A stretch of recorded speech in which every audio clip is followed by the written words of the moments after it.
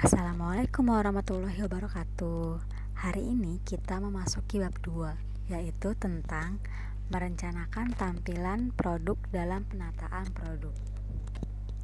Dalam dunia pemasaran, menata produk bukan hanya tentang bagaimana produk diletakkan, tetapi juga tentang bagaimana peletakan produk tersebut bisa mempengaruhi tampilan toko dan penataan lingkungannya. Contohnya, mall yang menciptakan penataan taman dan tata cahaya toko yang baik untuk menarik semakin banyak pengunjung. Lalu bagaimana dengan penataan tampilan produk di toko? Mari sama-sama kita bahas materi bab 2 ini.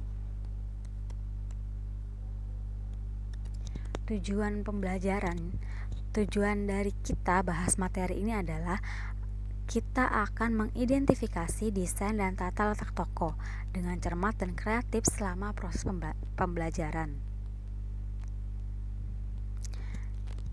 Sebab yang pertama adalah merencanakan desain toko. Desain adalah proses perencanaan bentuk dengan tujuan agar benda yang dirancang mempunyai tugas, berguna, serta mempunyai nilai keindahan. Sebelum mendesain toko, perusahaan perlu menentukan konsumen yang menjadi target pasar. Misalnya dengan menentukan status ekonomi dan status sosial dari konsumen. Fungsi dari desain toko ini mirip dengan logo perusahaan, yaitu sama-sama menentukan citra toko tersebut. Fungsi dari desain toko yang pertama, menciptakan citra toko. Desain yang dipilih harus menciptakan ciri khas dari toko tersebut. Ada 5 fungsi desain toko. Desain yang dipilih mencerminkan ciri khas dari toko tersebut, eksterior toko atau penampilan luar, pemilihan nama dan logo, pemilihan warna dan karakter. Jadi dalam menciptakan citra toko ada beberapa hal. Yang pertama dari desain itu sendiri, eksterior tokonya atau bagian luar toko, lalu pemilihan nama dan logo, dan pemilihan warna atau karakter toko tersebut. Selanjutnya, memberikan fleksibilitas yang maksimal. Peralatan toko harus fleksibel, tidak dipasang permanen, sehingga dapat dilakukan perubahan layout. Jadi barang-barang atau peralatan toko itu harus dipasang tidak permanen, karena dalam beberapa bulan sekali toko harus mengganti desain tokonya atau layout dari tokonya. Posisi barang-barang tersebut beda-beda lagi setiap beberapa bulan sekali. Untuk apa? Untuk menghindari kejenuhan dari konsumen dan karyawan toko itu sendiri. Selanjutnya, memudahkan pemeliharaan toko. Toko harus selalu bersih dan menarik, sehingga bisa memberikan kemudahan bagi karyawan untuk melakukan pemeliharaan. Pengaturan jarak antar lorong juga harus diperhatikan. Itu gunanya fungsi dari desain toko agar lebih tertata dan mudah dipelihara oleh karyawan. Selanjutnya adalah untuk menjaga keamanan toko. Untuk mencegah gangguan dari pihak-pihak yang tidak bertanggung jawab. Biasanya desain toko ini dibuat untuk mudah dikontrol atau dipantau. Gerak-gerik konsumennya mudah dipantau oleh petugas. Arus pengunjung juga jadi mudah dipantau. Selanjutnya, desain toko harus memberikan kenyamanan dalam berbelanja, agar memberikan kemudahan bagi konsumen dalam berlalu lintas dan menciptakan rasa nyaman seperti di rumah sendiri. Jadi, layout toko yang dipilih atau desain toko yang dipilih harus bisa memberikan kenyamanan. Kenyamanan apa? Kenyamanan dalam berbelanja bagi konsumennya. Jadi konsumen ini leluasa untuk memilih barang, tidak terlalu sulit. Lorong-lorongnya juga tidak begitu jauh jarak antar lorongnya. Lalu nggak yang dibuat jadi seperti di labirin ya, nggak ketemu jalan keluarnya.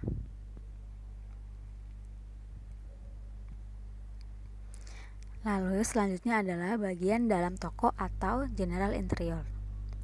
Kunci keberhasilan dari keseluruhan strategi menciptakan suasana toko atau store atmosfer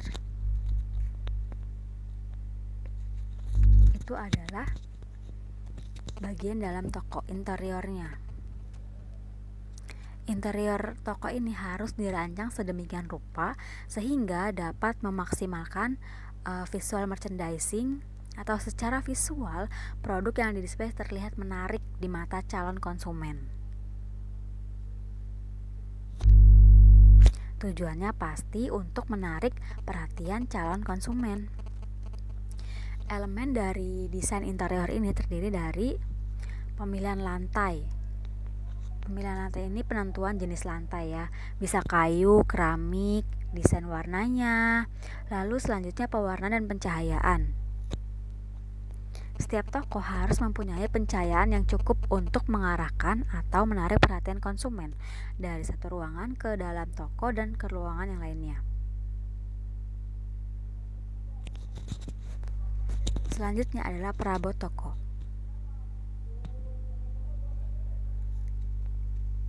Pemilihan dan cara penyusunan peralatan penunjang membutuhkan ketelitian dan harus dilakukan dengan benar agar hasilnya sesuai dengan keinginan. Karena perabotan toko ini memiliki karakteristik bentuk dan warna yang berbeda-beda. Selanjutnya ada suhu udara.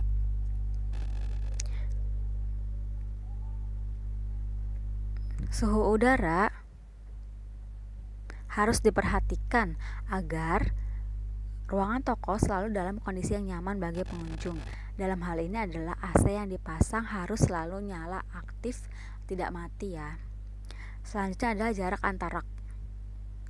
Jarak antar rak yang baik akan menciptakan kenyamanan bagi lalu lintas pengunjung, khususnya di area-area mati seperti di area toilet, sudut ruangan. Lalu juga pengaturan jarak antar rak dapat disiasati dengan pembelian aksesoris. Misalnya untuk sudut-sudut ruangan bisa diganti atau dikasih cermin dan tanaman agar nggak terkesan janggal atau aneh. Selanjutnya adalah karyawan. Karyawan yang sopan, ramah, berpenampilan menarik, dan mempunyai pengetahuan mengenai produk yang dijual akan meningkatkan citra perusahaan dan konsumen semakin loyalitas berbelanja di dalam toko kita. Selanjutnya adalah variasi produk.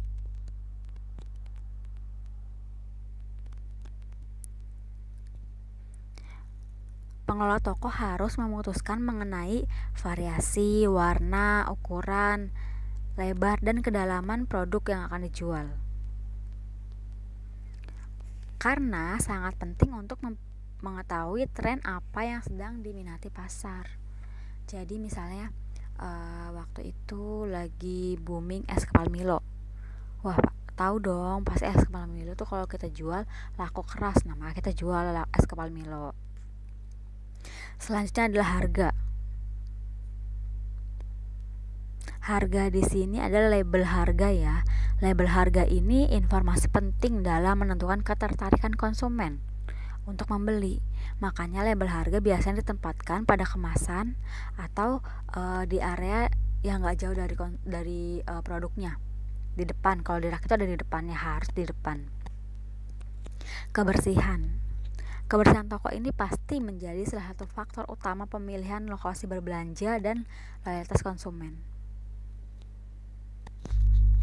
Kalau tokonya kotor, pasti calon konsumen nggak nyaman dan malas untuk berbelanja di toko kita lagi.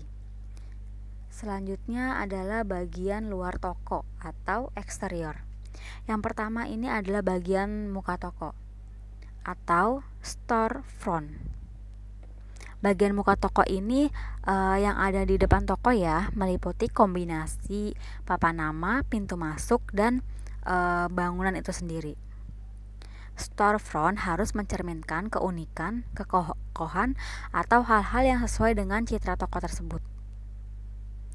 Nah, bagi konsumen baru, citra toko di bagian depan ini atau bagian muka toko ini sangat berpengaruh atau sangat menentukan keinginan si calon konsumen yang baru ini untuk masuk ke dalam toko kita.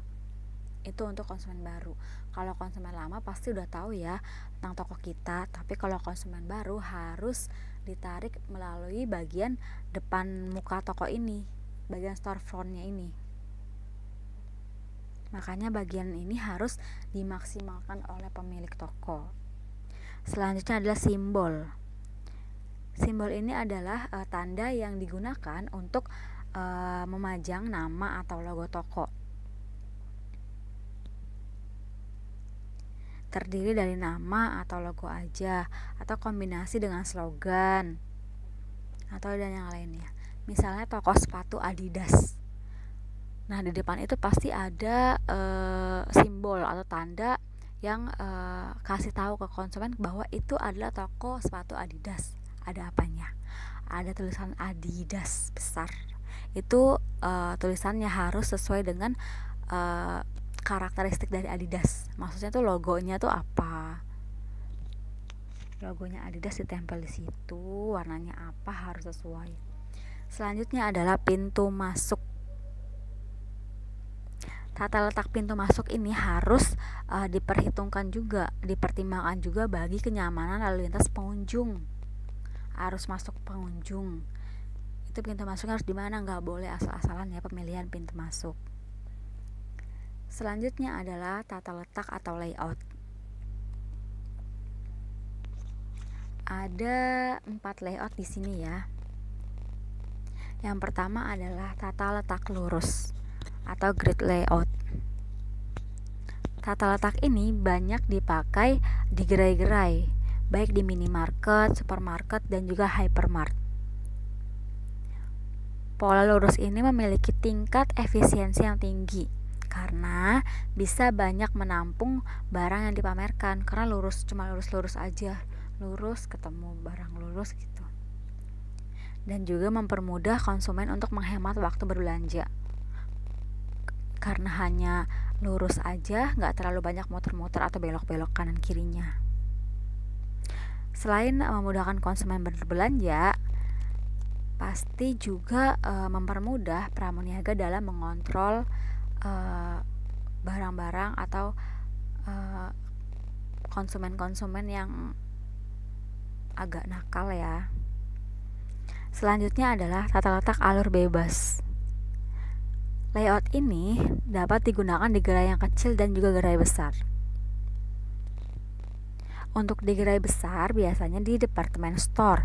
Tata letak ini sebagai tata letak lengkung atau lengkung ya. Karena pola dari tata letak bebas ini adalah berbelok-belok atau melengkung, yang bisa memungkinkan pengunjung untuk berbelok dengan bebasnya. Dengan tata letak ini, konsumen merasa lebih santai dalam memilih produk, karena kayak lagi jalan-jalan ya, nggak cuma lurus-lurus aja tapi bisa belok ke sana, belok ke sini gitu. Selanjutnya adalah tata letak butik. Sama dengan arus bebas, tapi memberikan kesan yang mewah karena pengaturannya disesuaikan dengan target market yang berbeda setiap gerai.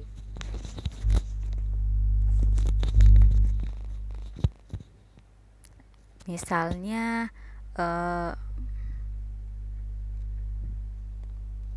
kalau dalam satu toko biasanya di departemen store, di dalam satu toko ini ada pakaian yang khusus untuk yang harganya di atas 500.000.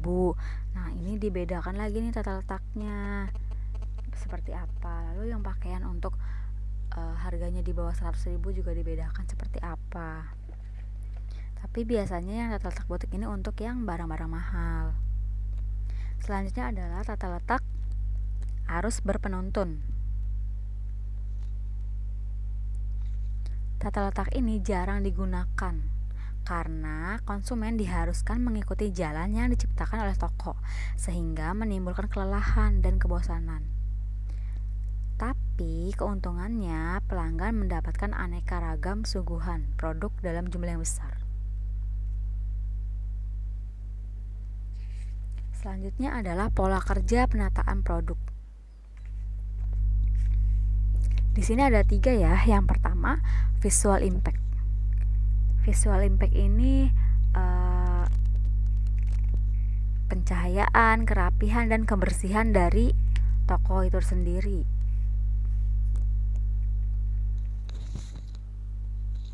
Selanjutnya adalah visual balance. Visual balance ini susunan warna, latar belakang, dan keseimbangan produk. Nah, susunan warna dalam penataan produk itu warna yang tertua, termuda, baru yang terang. Untuk produk yang warnanya tua sebelah kiri, lalu di tengah-tengahnya warna yang muda, lalu di sampingnya lagi produk yang warnanya terang. Kemasannya yang warna terang, atau kalau isi produk yang terlihat berarti yang isi produknya yang warnanya terang. Selanjutnya adalah produk sama dengan ukuran berbeda disusun secara vertikal. Misalnya produknya sampo Pantene. Sampo Pantene ini kan ada banyak ukuran ya. Nah, disusunnya itu secara vertikal dari atas ke bawah. Yang di paling atas biasanya ukuran kecil, yang rak kedua ukurannya sedang, rak yang paling bawah tuh yang besar biasanya. Lalu yang ketiga, produk yang sama dengan ukuran berbeda disusun bersebelahan, satu rak, ukuran kecil ke kiri, ukuran besar ke kanan. Jadi selain bisa display secara vertikal, produk yang sama dengan ukuran berbeda juga bisa display secara horizontal. Kalau vertikal tuh dari atas ke bawah, dari kecil ke yang besar. Nah, kalau yang horizontal dari kiri ke kanan, yang paling kecil ada di sebelah kiri.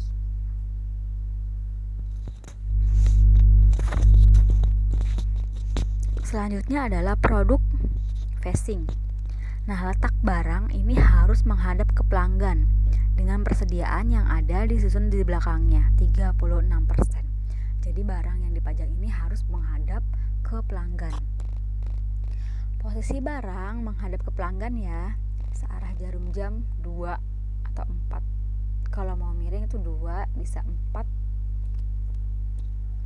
Label harga tidak dapat dipisahkan dari barang. Label harga ini harus ditempel di ujung kanan atau di atas produk. Kalau misalnya label harganya ini nggak ada di rak display, biasanya ada di produknya sendiri, harus di bagian atas sebelah kanan, atau bisa juga di bagian-bagian yang kosong tapi yang terlihat ya. Selanjutnya adalah tipe penataan produk.